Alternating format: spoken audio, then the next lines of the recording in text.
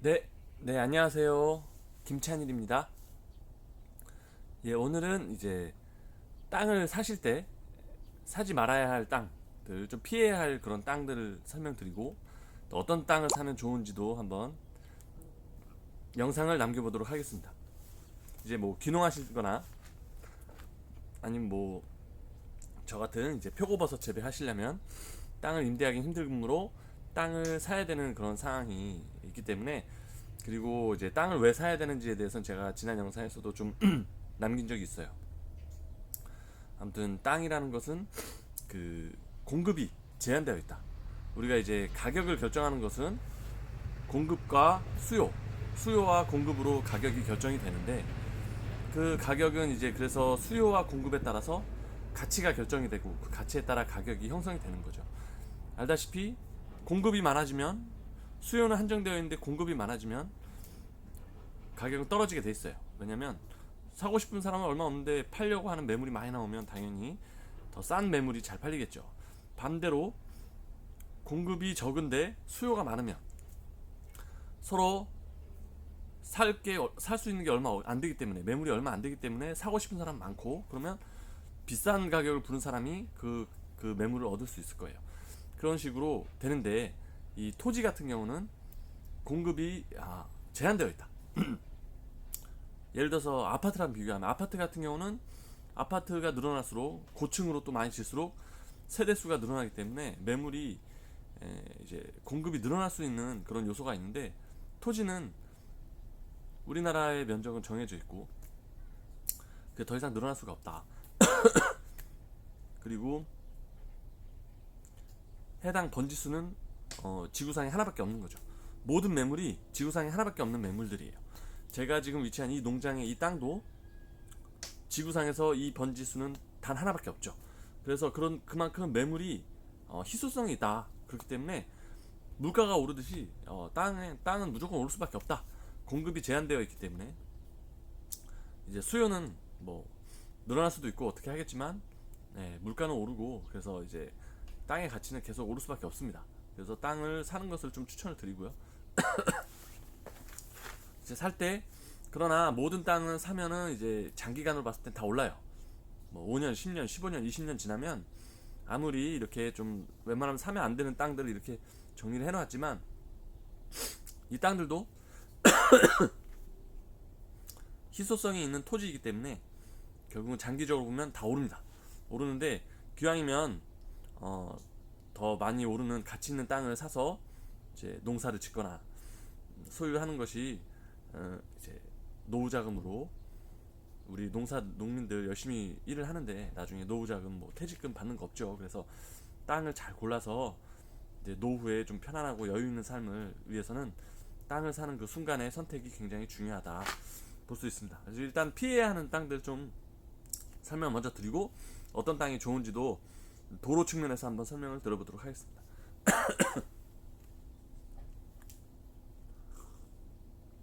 일단 맹지, 예, 사면 좋은 거는 당연히 도로 하나 써놨는데, 맹지, 도로가 접해 있지 않는 땅이죠. 그래서 맹지는 일단은 피해야 하는 땅입니다. 결론적으로 도로가 일단 있어야 차가 들어갈 수 있고, 차가 들어갈 수 있어야 건축 같은 것들이 허가가 가능하죠. 건축이 안 되는 여러 가지 제약이 있어서, 건축이 안 되는 땅이더라도 제약이 있어도 농업 같은 거는 허용이 되기 때문에, 농업도 차가 들어가는 땅에서 농업을 짓느냐, 차가 못 들어가는 땅에서 농업을 짓느냐는 또 엄청난 차이가 있습니다. 예를 들어서 저도 지금 위치한 이 땅은 그린벨트라는 그 제약이 있어서 건축 못하지만 도로에 접한 땅이기 때문에 비닐하우스를 짓거나 이런 걸 할 때 거대한 트럭 같은 것들이 와야 되는데 그런 것들이 다 가능한 거죠. 다행히. 그래서 맹지는 피해야 하는 곳이다. 두 번째로는 도로보다 낮은 땅 또는 도로보다 높은 땅, 그런 땅들은 뭐 그래도 위치가 좋으면 사는 게 좋죠. 저 같은 경우도 논을 사서 살 때는 도로보다 한 2.5m 낮은 땅이었어요, 이 땅이. 근데 이제 토목공사를 해야 되기 때문에 그런 부분을 유념을 하고 사야 된다는 거죠. 토목공사에 비용이 들어간다. 저 같은 경우는 전에 얘기했지만 도로보다 한 2.5m 낮은 땅 460평을 샀는데 도로 높이로 높이는 데 들어간 비용이 허가부터 시작해서 모든 공사 비용 토탈 1200만 원이 소요가 되었다. 근데 그래서 만약에 그런 땅을 살 때는 도로에 접한 도로하고 똑같은 땅보다 그만큼 저렴할 때 사는 게 현명하겠죠. 그래서 도로하고 똑같은 높이의 땅은 보통 밭이에요. 밭인데 뭐 논도 거의 비슷한 논도 있긴 한데 그런 땅들은 그래서 좀 가격이 이런 낮은 땅들보다 주변에 낮은 땅보다 좀 더 높아요. 이런 부분들이 고려가 된 거죠. 도로보다 높은 땅도 마찬가지예요. 도로보다 높으면 진입로가 너무 경사져가지고 차가 못 올라가는 정도로 경사가 진 그런 땅들은 결국은 또 낮추는 공사를 또 해야 되는 거예요. 또 돈이 소요가 되겠죠. 또 마음대로 낮추기도 힘들어요. 옆에 땅하고 또 경사가 너무 벌어지면 무너지니까. 그럼 거기다가 또 그 돌 같은 거나 이런 것들을 또 구축을 해야 되죠. 무너지지 않게. 이런 것도 다 비용이에요. 그래서 그런 것들을 고려를 하고 그거를 감안해도 될 만큼 저렴할 때 사는 게 맞습니다. 하지만 그렇지도 않은데 저렴하지도 않은데 도로보다 낮거나 높은 땅을 사느니 차라리 도로보다 똑같은 땅을 사는 것이 그 비용을 절감할 수 있겠죠. 이제 혐오시설, 좀 많이 알겠지만 혐오시설 생각나는 대로 적어봤는데요. 철탑, 이제 그 한전에서 설치한 그 고압선이죠. 엄청난 철탑에 그 전선들이 높이 지나가는 그 밑에 있는 땅들입니다. 철탑 근처 땅이나 그 선이 지나가는 곳에 밑에 있는 땅들은 선하지라고 하는데요. 선 밑에 있다 해서 선 밑에 있는 땅들, 선하지들. 그리고 철탑의 반경 뭐 한 100m 이내? 그 정도 선하지도 마찬가지예요. 선이 지나가는 곳에 바로 밑에 땅뿐만 아니고 그 반경 100m 이내 그 정도까지는 좀 피하는 게 좋습니다.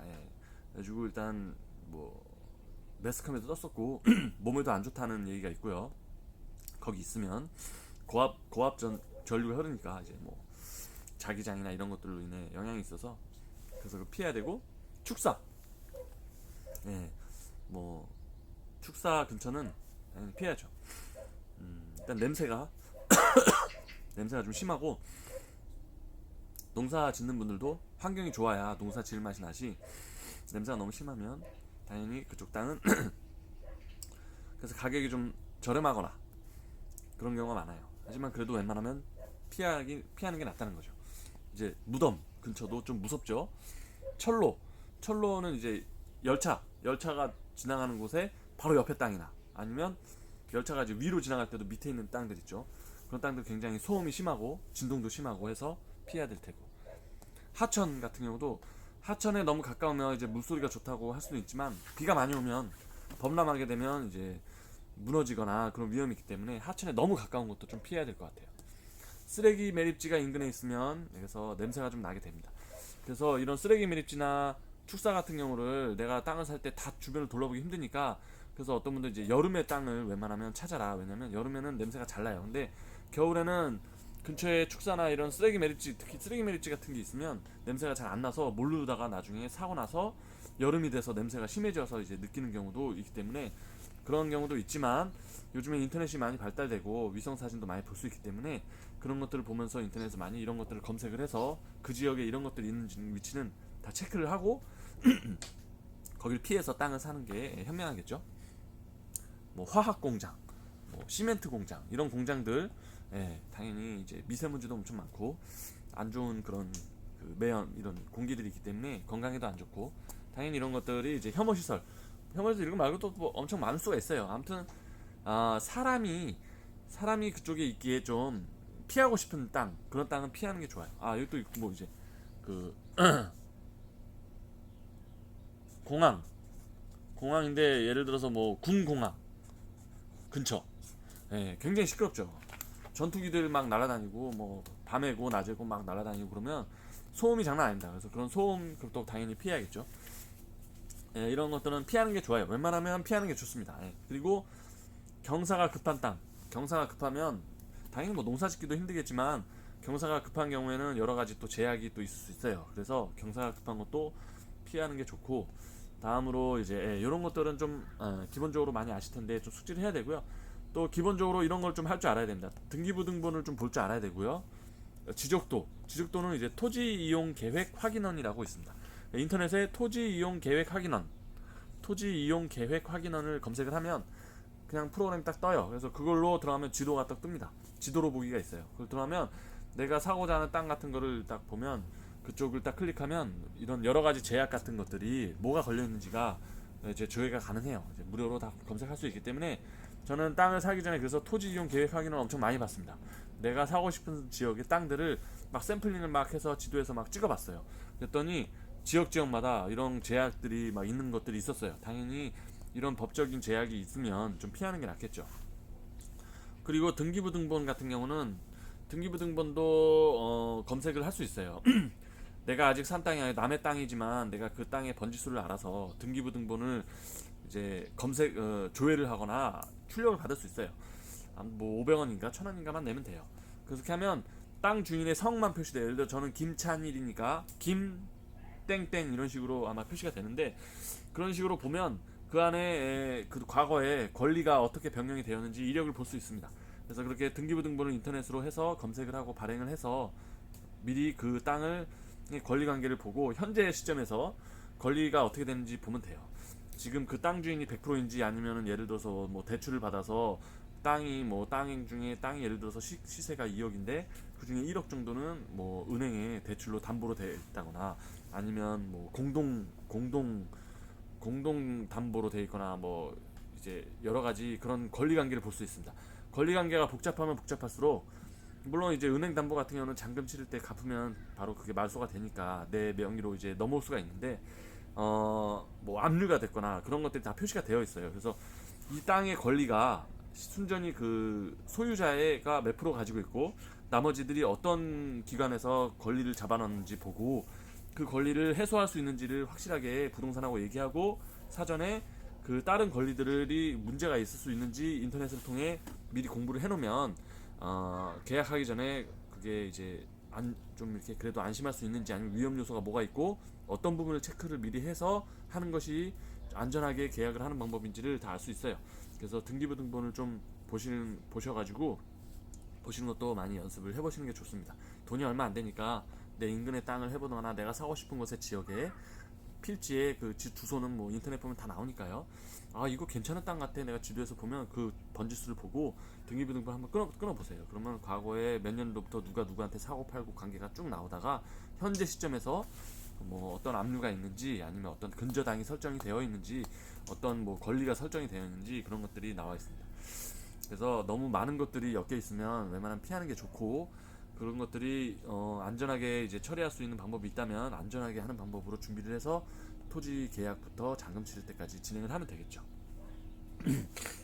그리고 이 토지 이용 계획을 확인하면 여러 가지 법적 규제들이 나와 있어요. 그 땅에 따라 국가가 계획적으로 관리를 하고 있기 때문에 뭐 공익용 산지 공익 확실히 공익이라는 말이 붙으면 일단 공공을 위한 그런 지역이기 때문에 좀 이제 개발이 되거나 그런 확률이 좀 적어요. 그래서 웬만하면 뭐 농사 짓기는 문제는 없겠지만 웬만하면 미래 가치상으로 그렇게 많이 오르기가 어려울 테니 웬만하면 피해라 뭐 그런 겁니다. 뭐 자연 보호 구역, 뭐 환경 보호 뭐 여러 가지가 있습니다. 그리고 군사 보호 구역, 뭐 또 보존 산지 어떤 가치가 있는 그 산 지역에 임야겠지만 보존할 가치가 있으니까 이런 거를 제약을 걸어놓은 거예요.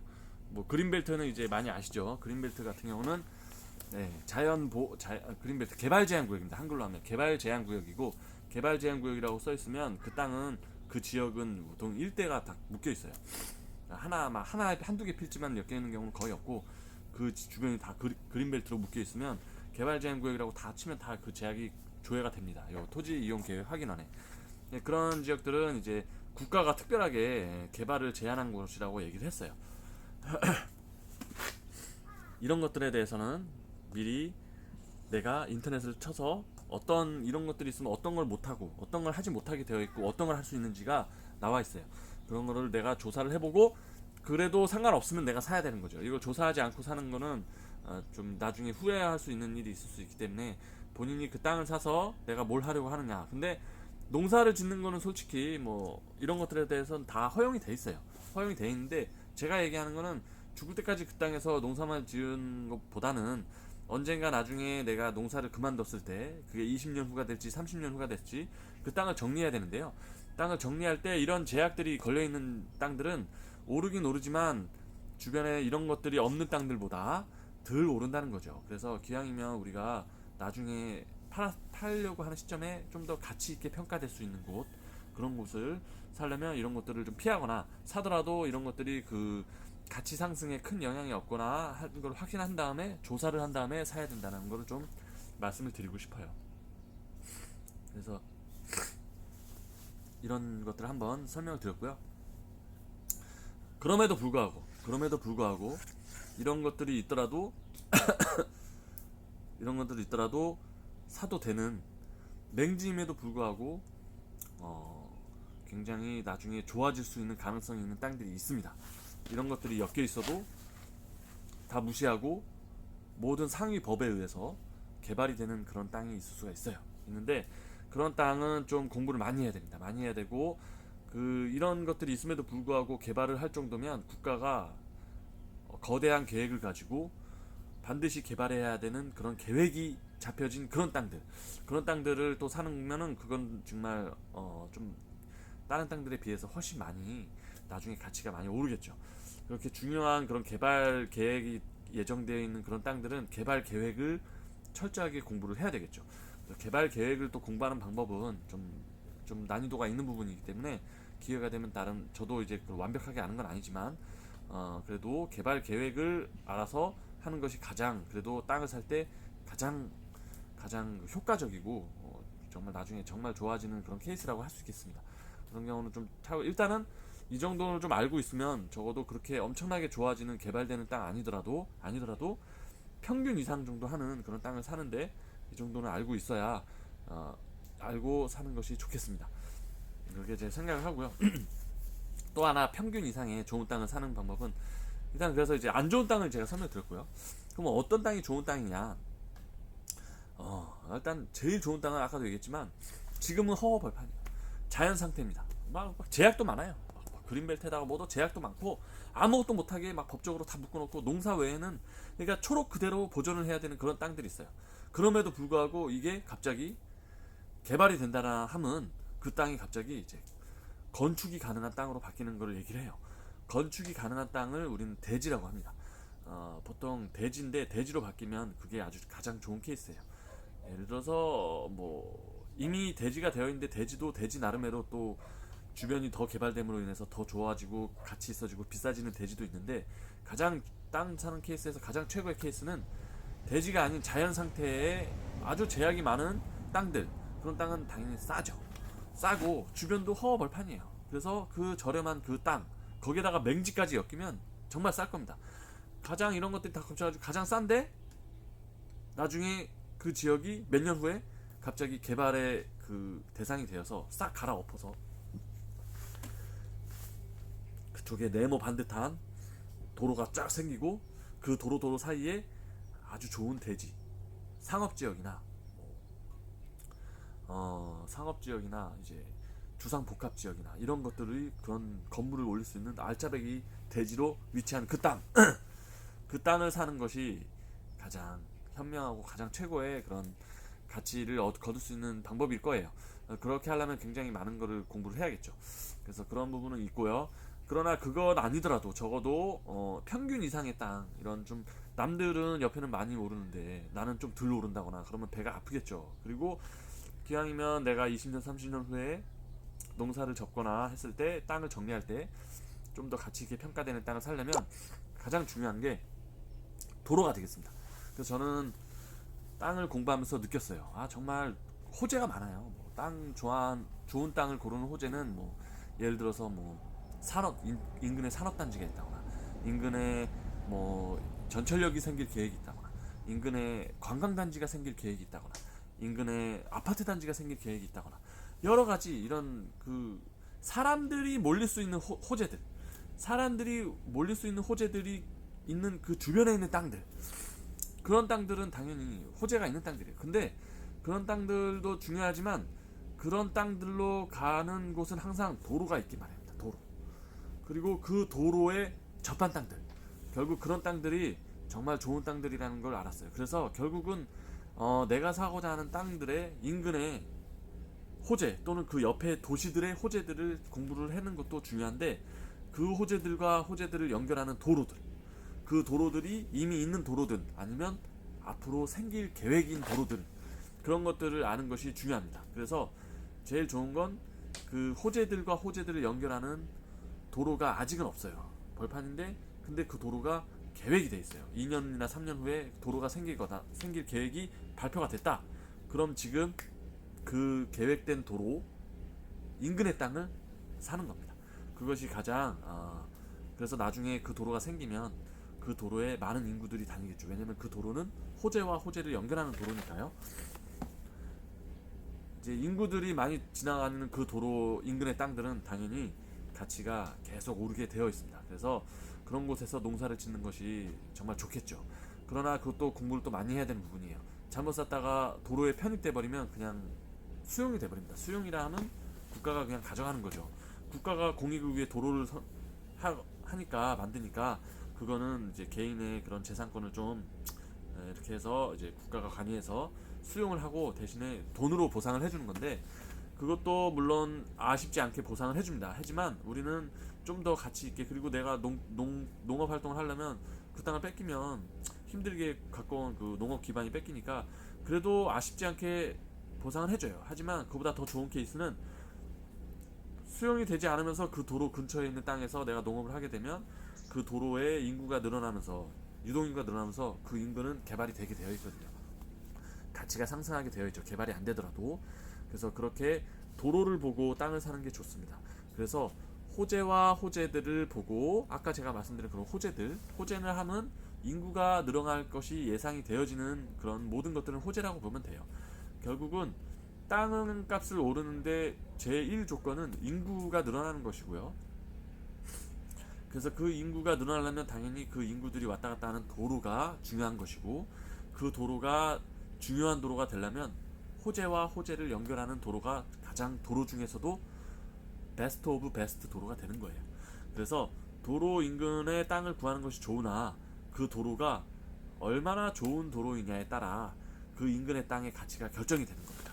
그래서 이제 결론적으로 말씀드리면 땅의 가치는 그 인근의 그 땅을 지나가는 인구수가 결정을 하는데, 그러려면 당연히 도로가 있어야 되는 거고, 그러나 도로는 여러 종류가 있고 도로 중에서도 등급이 있는데, 등급이라고 하긴 좀 그런데 아무튼 도로 중에서도 호재와 호재를 연결을 하는 그 도로가 이제 결국은 그 옆에 있는 땅들의 가치를 높이는 가장 중요한 요소라고 보시면 돼요. 그래서 지금 이미 도시화가 된 곳도 지도를 보면 이제 네이버 부동산이나 그런 매물들을 조회할 수 있는 곳을 보면 땅값이 굉장히 비싼 땅들을 보면 다 중요한 도로들을 끼고 있는 땅들이 많습니다. 또는 도로 바로 옆이 아니더라도 그 도로가 너무 중요하고 너무 이제 사람들이 많이 지나다니는 도로가 되면 옆에 땅들도 같이 되게 굉장히 좋아져요.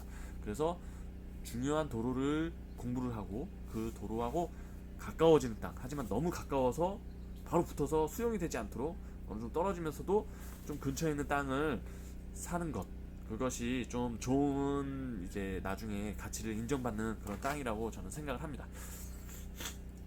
그래서 저도 이제 땅을 살 때 그렇게 고려해서 다 샀고요. 앞으로도 또 땅을 살 수 있는 기회가 있다면 그렇게 공부를 해서 좋은 호재를 연결하는 그런 좋은 도로를 찾아서 그 인근의 땅을 사거나, 근데 이미 도로가 되어 있고 이미 좋아져 있는 도로, 이미 차가 많이 다녀요. 그럼 이미 좋은 도로라는 거예요. 그럼 그 도로 인근의 땅은 이미 많이 올랐습니다. 그래서 살 때 기왕이면 도로가 계획된 곳, 아직 생기지 않았고 계획이 되어 있는 도로고, 그 도로는 향후에 중요한 호재들을 연결하는 사람이 많이 있는 도로로 예상되어질 때, 그 도로가 아직 안 생겼지만 그 도로가 예정된 곳을 공부해서 지도해서 그 인근의 땅을 사놓는 거죠. 그래서 거기서 농업을 하시면 적어도 향후에 노후에 좀 안정되고 여유있게 살 수 있는 기반이 마련됐다라고 저는 생각이 들어요. 그래서 이런 부분들을 좀 말씀을 드리고 싶고요. 그러나 도로라고 또 다 좋은 도로는 아닙니다. 그래서 도로도 종류가 엄청 많아요. 예를 들어서 뭐 고속화 도로, 그런 도로는 사면 안 돼요. 그 고속화된 도로는 아예 벽으로 막아놨죠. 그 옆에 있는 땅들은 그냥 생태계로 계속 유지될 가능성이 높습니다. 그래서 이 도로도 국도를 봐야 됩니다. 국도. 이런 고속도로나 고속화 도로, 도시와 도시를 잇는 굉장히 고속화된 도로는 그 인근의 땅은 사면 안 된다. 그건 오히려 여기 악재에 들어가는 거예요. 그래서 내 악재 안 적었는데 고속도로 옆이나 그런 데는 사지 마셔야 됩니다. 그래서 국도. 그래서 왕복 2차선이나 왕복 4차선인데 근데 이제 고속화가 안 돼서 속도 제한이 있어야 돼요. 그래서 60km 이하, 70km 이하 이런 도로가 좋은 땅이에요. 그 이상으로 빨리 달리면요, 그 인근은 개발을 못 하는 거예요. 그거는 고속으로 달리겠다는 의미고요. 그 인근은 자연으로 놔둬야 됩니다. 왜냐면 차가 쌩쌩 다니는데 그 옆에서 무슨 뭐 장사를 할 거며 무슨 주거 지역을 만들 거며 무슨 상업 지역을 못 만든 거예요. 주거 지역하고 상업 지역을 만들려고 하는 그런 지역의 도로는 속도 제한이 있다. 그래서 국도를 좀 좋은 국도를 찾는 것이 중요하다라는 걸 말씀드리겠습니다. 향후에 또 기회가 되면 좋은 국도를 찾는 방법, 그리고 계획된 도로를 찾는 방법도 같이 한번 영상을 남기면 좋겠네요. 일단 오늘은 주로 목적은 좀 평균 이상의 땅을 고르고 평균 이하의 땅을 고르지 않기를 바라는 마음에 이런 좀 악재들을 위주로 좀 설명을 드렸습니다. 그리고 오늘 일단 영상은 이 정도로 하고 저도 이제 농사를 지어야 될 것 같습니다. 오늘 영상을 시청해 주셔서 고맙고요. 또 저는 이제 표고버섯 재배를 하고 있는 김찬일이고요. 표고버섯 주문 환영합니다. 전국으로 택배 보내고 있고요. 전화번호 010 3018 7228. 표고버섯 주문을 환영합니다. 그리고 뭐 표고버섯 재배에 궁금한 것도 연락 주시면 제가 아는 한도 내에 답변을 드릴 거고요. 3018 7228. 그리고 좀 기억을 해주셨으면 좋겠습니다. 김찬일이었습니다. 오늘 영상 보시느라 수고하셨습니다. 오늘도 좋은 하루 되십시오. 감사합니다.